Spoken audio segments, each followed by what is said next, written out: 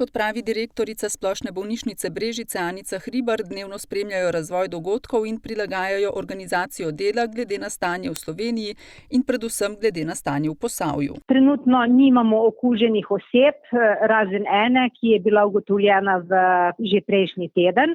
Kljub temu pa smo pripravili en oddelek na internem oddelku, torej interno 2, kjer bomo lahko sprejemali paciente s sumom na okužbo oziroma okužene z koronavirusom.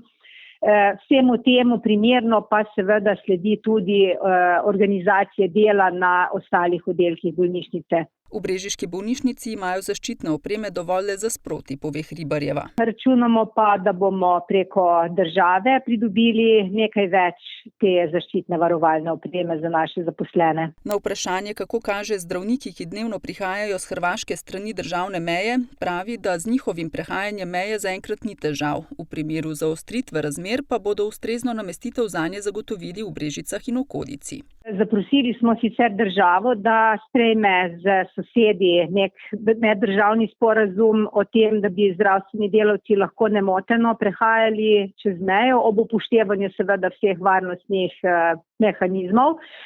Vkolikor pa bi se tu pojavil problem, pa smo dogovorjeni z zdravniki, da bodo daljši čas bivali v Brežicah ali znotraj bolnišnice ali pa preko nekih namestitev zunaj v sodelovanju z občino Brežice. Imamo tudi to zagotovljeno, tako da bi lahko tudi ti zdravniki iz Hrvaške nemoteno opravljali delo v naši bolnišnici. V Splošni bolnišnici Brežice so, kot v drugih zdravstvenih ustanovah, v zadnjih tednih spremenili organizacijo dela.